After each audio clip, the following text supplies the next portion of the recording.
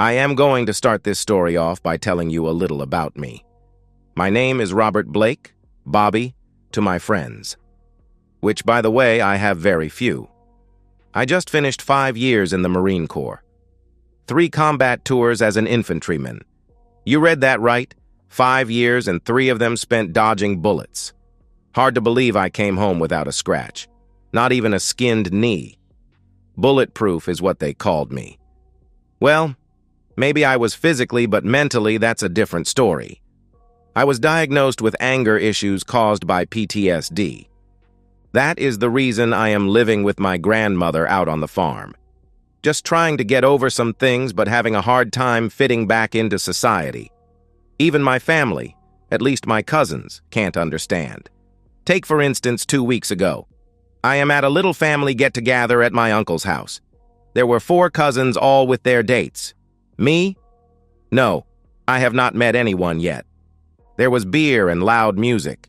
2 of my cousins are in the Navy and had just gotten back off a cruise to the Med. Guarding the southern coast of NATO, wow. To hear them tell it they had saved the country from an invasion. By who? The French?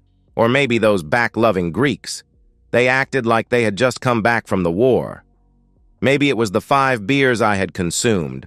Or maybe it was just that I was tired of listening to guys talk about how hard they had it, standing watch when it was cold or hot or at night. Well, I got angry and told them what I thought about their great act of patriotism. Then one of the girlfriends asked what I had done for my country. The silence was deafening. 5 years in the Marine Corps, 3 tours in Vietnam as an infantryman. I've killed better men than these 2 with my bare hands. I've held my buddies while a Navy corpsman tried to plug holes in their bodies to no avail. I've helped put those same friends in body bags, loaded them into a helicopter, and walked away. See, I told you I have issues. There were lots more I wanted to say, but why waste my breath? These kids would never understand. I got in my truck and left. Today finds me standing in front of the new Walmart. Grandma needed some new shoes, so I brought her here. While she is inside, I am smoking my 3rd cigarette. Of course, I am watching my surroundings, a habit I will never get over. My eyes pick up a couple arguing between 2 cars. I am not going to get involved, I tell myself. Their voices get louder. I am not going to say anything, I promise myself again. Then she screamed as he hit her. She is on the ground and he is slapping her face and screaming, "You will do as I say," or... His foot was drawing back to kick her as I got there. I spun him around and told him not to touch her again. "Who the hell are you to tell me what I can do to my fiancé?" The girl looks to be about 18, maybe 20 years old at most. She is holding her face and crying. I reach down to offer her my hand, and she is about to take it when he screams, "Touch my girl and I'll kill you." A funny thought went through my head when he said that. I wondered how many guys in the last 5 years had thought the same thing. Challenge accepted. I grabbed her hand and pulled her to her feet. I hear him open the door to his truck and the girl screams, "He's got a knife!" I look around and see him standing there with this knife that looks like something out of a Hollywood horror film. It is big with a curved blade and the top is serrated. There is no blood groove like on the K-bar I trained with and carried for 5 years. I almost laughed, but I said, "Put the knife down and get in your truck and drive off. That way you will not have to spend the night in the hospital." Now this idiot is crouching over and holding the knife out in front of him. He starts trading it back and forth from his right hand to his left hand. "I'm going to crave you up, jerk," he said. I do laugh at that. He looks annoyed and lunges at me. I grab his forearm and his wrist and bend it backward. The loud snap is his arm breaking at the elbow. The knife falls to the pavement. He is on his knees holding his useless arm. It will never be the same again. He is screaming to wake the dead, so to shut him up, I kick him under the chin so hard I know his jaw breaks in a couple of places. He is on his back looking up at the sky. I figure he is probably wondering exactly when it was that his day turned to hell. I lean down right in his face and say, "Now listen up, jerk. My name is Robert Blake. If I ever see you again, I will put you in the ground. Do you understand?" His eyes are full of fear, and he nods his head. I looked over at the girl and said, You need to get your future husband to the hospital." I turned to walk away. "He isn't my future husband. He is just an old boyfriend who thinks he owns me. He can lay there until he rots for all I care." About that time, we heard the police cars. The girl says, "You better stick around. Daddy will want a statement from you." "Daddy?" I asked. "He's the sheriff." Well, to make a long story short, I'll just say that Daddy did want a statement. Then he offered me a job. I turned him down. Sue, the girl, was starting her junior year at State, and she went back to school. No, we never went out, and there was nothing more than a thank you offered. I saw her around town sometimes over the next few years, but we just exchanged hellos, nothing more. She was usually with another guy, which I took to be her real fiancé. Let's skip ahead 7 years. I am still living on the family farm. Grandma passed 4 years ago. I have been married 3 years to a really sweet girl I met up in Memphis. We are planning on starting a family soon since my chicken business has really taken off. Let's talk about that for a minute. I went to a meeting at the county agent's office a few years back. The speech was about raising chickens for the new plant a couple of counties over. I decided I could do that on our small farm. We only had 40 acres, but it was on a good road and mostly flat land. I started with one house that could accommodate 20,000 chicks. Today, I have 5 houses and raise over 100,000 chicks at a time. I have done very well for a man with anger issues, but all that changed 2 days ago. I was at a seminar over in Arkansas. My wife did not come with me. She had things she needed to do. Women, right? The first 2 days were informative, but the last day was going to be a couple of speeches that I had heard last year, so I decided to surprise my wife by driving home a day early. The room was paid for another day, so I just left. It was me that was surprised. When I turned onto my road, I saw a strange car parked behind my house. What the hell is this?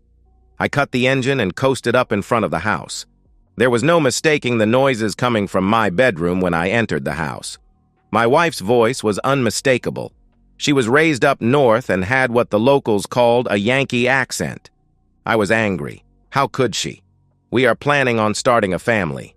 The more I listened to her cries of passion and begging this guy, whoever he is, to not stop and do it harder, my anger was back. I keep a .45 Colt automatic in my office here in the house. There is a loaded 16-gauge pump shotgun in the corner on my side of the bed. The lights were off and the bedroom door was open. I could not tell who was with her in the dark, but when I turned the lights on, they both looked at me. It was my cousin, home from the Navy. She screamed and started to say something. I never gave her a chance. That hollow point round hit her on the bridge of her nose. He started to get up screaming, "Wait, it was her!" I imagine he was going to say it was her fault.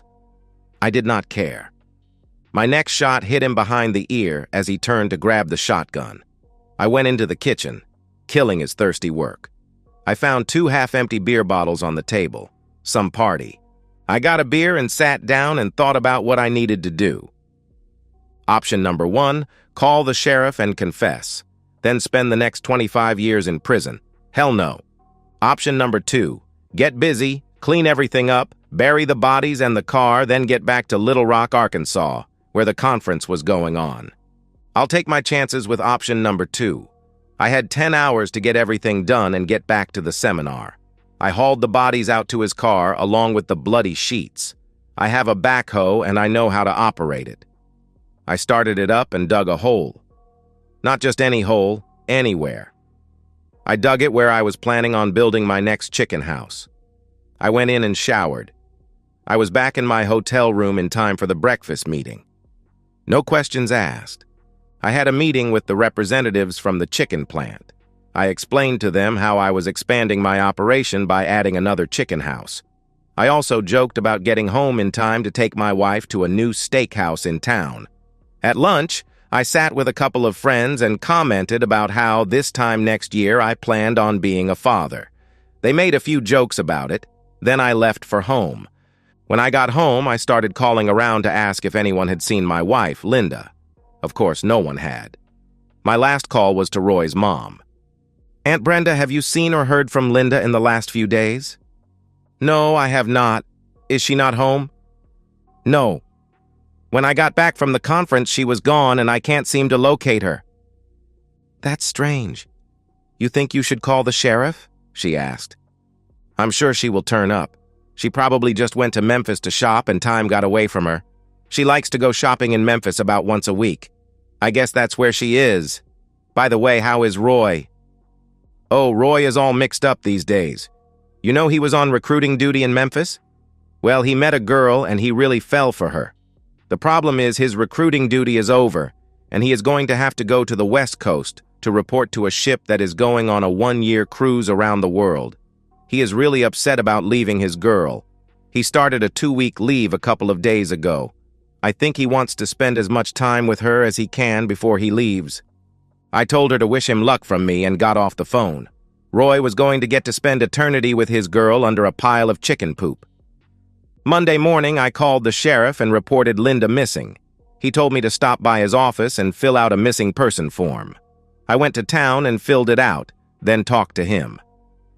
Robert, sometimes things happen in a marriage and one person just needs some time. Know what I mean? Maybe. Linda was a little nervous about us starting a family.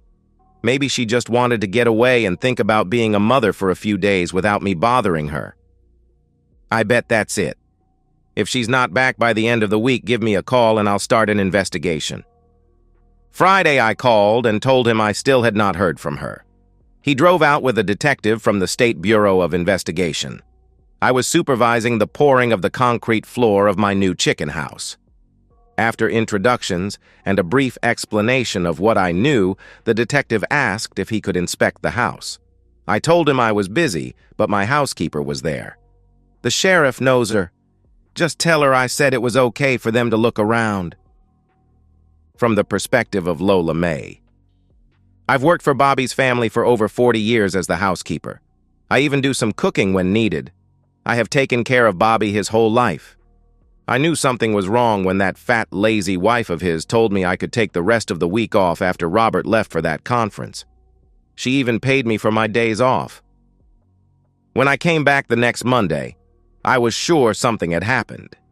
You see, the sheets on the bed were changed, and the sheets I had put on last Friday were missing. Gone. Nowhere to be found. Then I noticed a few drops of what looked like blood on the mattress. I poured bleach on them to get them out, then I flipped the mattress. I made sure to mop the floors with lots of Pine Sol. I was not really surprised when the sheriff and that detective came up to the house and wanted to look around. After they finished, they asked me to come in the living room and talk to them. "Lola May, it seems that Linda has gone missing. Do you know anything about that?" "She probably runs off with that boyfriend of hers. A couple of suitcases are missing along with some of her clothes and things. You know, like makeup and her hair dryer." "First I heard about her having a boyfriend," he asked. "Well, don't tell Bobby I ain't for sure, but I do have my suspicions. I have been doing the laundry in this house for years, so I notice things." "Things like what?" asked the detective. "Things like on the days she goes to Memphis to shop and her clothes are in the hamper the next day smelling like a man's cologne, or her panties being all crusted up. But I never told Bobby because I got no proof, just suspects." "We noticed a certain smell in the house this morning. What is that?" asked the detective. "Pine Sol. I mop the floors every morning with lots of it. If not, the house would smell like chicken poop." I guess they did because they left after thanking me and I ain't never talked to them again. And that's good, 'cause if happened what I think happened, it's best not to talk about it too much. Sheriff Simmons in the car with the detective on the way back to town. "So what do you think happened?" "The husband killed her. It's always the husband." "I doubt that in this case. I checked his alibi and he checked out. He was in Little Rock until Friday night. Then he called around trying to find her. When I advised him to wait on filing a report, he waited, then came in and filed. Hell, they were planning on starting a family. At least he was. And I might have a line on that boyfriend Lola May was talking about. NIS, Naval Investigative Service, now called NCIS, is looking for a cousin of his that has disappeared. It seems his mother says he had fallen in love with some girl and did not want to go on a 1-year cruise around the world. I'm betting the girl is Linda, and they have run off together. That's what I am going to tell Bobby. I think all these suspects add up to a pretty good circumstantial case of a runaway wife. You know, Sheriff, you are probably right. I imagine she got tired of smelling chicken poop all day and she found a way out. Let's just let the Navy find them hiding out in Miami or Dallas and us not waste our time or budgets looking for them. I'm with you. I have enough problems with these bikers planting marijuana all over the county. I'll tell Bobby tomorrow. Back to the perspective of Robert. The sheriff called me the next day and told me they thought she run off with Roy. He advised me to see an attorney. He recommended his daughter, who had finished law school and had opened an office in town practicing family law. I was really busy with building the new chicken house and with my other chickens, so it was a month before I got to Sue's law office.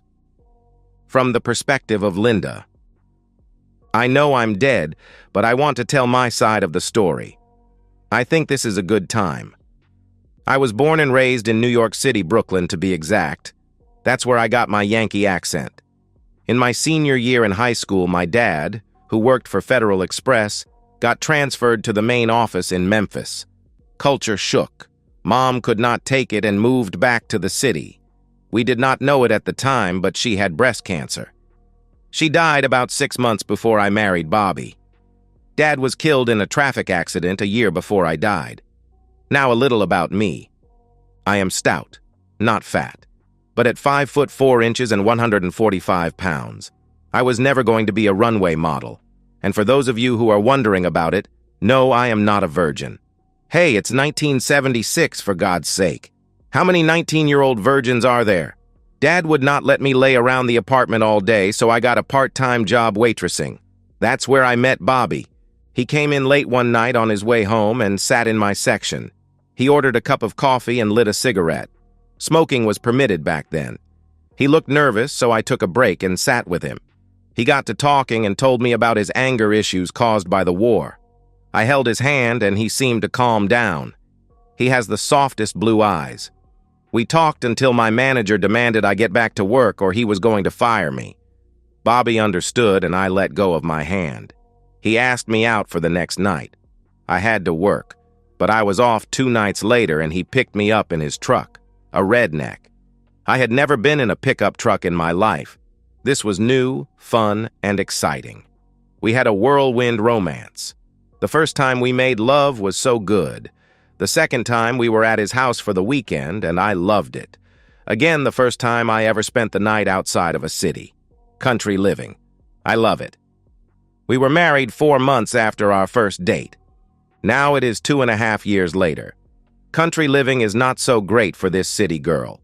Do you know there is no pizza delivery out here? And to get to a mall, it is an hour drive. It was Christmas time, and we were invited to one of his aunts for a party. Actually, more of a family reunion. One of his cousins was home from the Navy. Bobby and this cousin Roy did not seem to be really friendly, but I blew it off. It was something about Navy men and Marines, I think. Anyway, I enjoyed talking to Roy. He had been all over the world and visited cities like Rome, Venice, Paris, and London. I was enthralled just listening to him.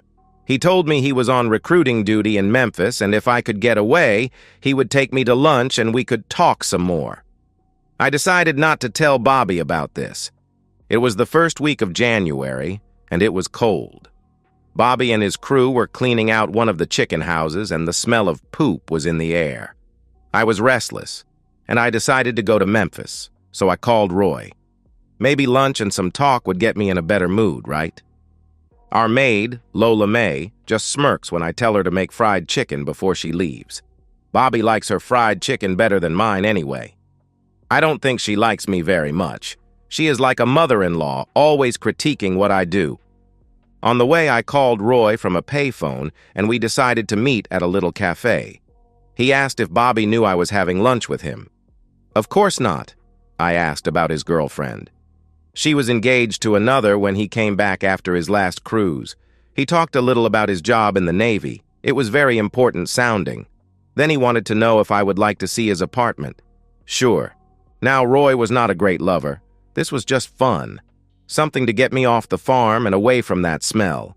It became a once-a-week thing for me. I still loved Bobby and I want to have his kids. I just needed a break from being bored to death out on the farm. Lola May did all the housework and most of the cooking. I sat on my back watching soap operas all day. But every week I went to Memphis and Roy told me stories and then slept with me. The stories were better than the other part, but I enjoyed it. Then in May, Roy told me he was leaving for another cruise. He was going to miss me. I told him I would miss him also. Not quite the truth. I was tired of this sneaking around. Bobby and I had decided to start a family. So as soon as Roy left, I was going off the pill and getting pregnant. But I made one big mistake. I told Roy that Bobby was going out of town for a week. Roy was leaving in a few days, so I invited him out to the farm. I gave Lola May the week off with pay, and Roy showed up about 3 hours later. The first 2 nights were okay, I guess. I did not get the same thrill out of making love to Roy in Bobby's bed that Roy seemed to get. In fact, by the 3rd night, I was glad it was over. I would mess with him tonight then. In the morning, I would make him breakfast and he would be gone. We were in bed. Roy seemed to be having a hard time getting off, so I started trying to help him. Then the lights came on. I screamed. I saw the look in Bobby's eyes. I knew that look. I opened my mouth to start to say, "I love you." But suddenly everything went dark. I never felt a thing.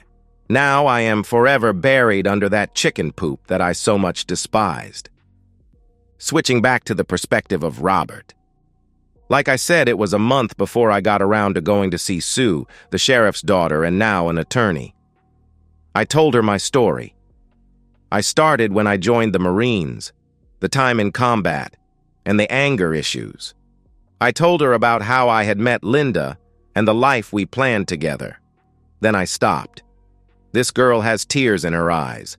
My plans of telling her how I came home to find Linda gone went out the window. I was not going to lie to her. "Sue, tell me about this attorney-client privilege thing." She told me how anything I told her would be kept secret if she was my attorney. Then she asked for $1. I handed her a 5. "Now I am officially your attorney," she laughed. I told her what had happened and where I buried the bodies. She is now laughing hysterically. "Did I just mess up telling you this? What's so damn funny?" "The exact same thing happened to me," she replied. "Sue, what the hell are you talking about?" "You remember how you saved me in the parking lot some years ago?" "Of course I remember," I replied. "Well, I vowed that nobody was ever going to treat me like that again if I could help it. When I turned 21, I got a concealed carry permit. I practice every week and I am always armed. In college, I met a man and fell in love with him. We married just after graduation. Then we started and finished law school together. We opened this practice here in town. Life was wonderful. One day I had depositions in Memphis. They were supposed to last 3 days. We finished up in 2 and I headed home. Imagine my surprise when I opened my door to find my loving husband on my couch with a friend of ours from college. I shot them both in a fit of rage. "What did you do?" I asked. "The only thing I could think of was to call Daddy. He told me to go to his house and he would take care of everything. About 4 hours later, he and his brother came in and told me I could go home. I was never to mention anything about what I had done. I did have to buy a new couch. Mine was missing." "Does he own a backhoe?" I asked. "No, but his brother, Uncle Tommy, does." Now we both were laughing. We decided to go get some lunch at the city cafe. Over lunch, we talked, and I asked her to go out with me that Friday night. We spent a lot of time together while my divorce from Linda for abandonment worked its way through the courts. Finally, I was a free man, and we married a month after my divorce was final. I moved into her house in town. She did not like the smell of chicken poop. Lola May, she likes the new house, and she is a great grandmother to our kids. Life is good. Just in case anyone would like to know, I never asked Daddy about Sue's first husband, and he never mentions my first wife. One more thing. My father caught me laughing at the way Lola May said something once, and he said, "Never think that lady is stupid. Just because she talks slowly and in her own style of Southern English does not mean she thinks slowly. She is the smartest person in this house. She proved him right on more than one occasion. And that's the end of today's story. If you enjoyed it, please give this video a thumbs up and drop a comment below. Your support helps the algorithm push my content further. If you're new to the channel, don't forget to hit that subscribe button. It really helps me keep creating more stories for you. Thanks for watching, and I'll see you in the next one.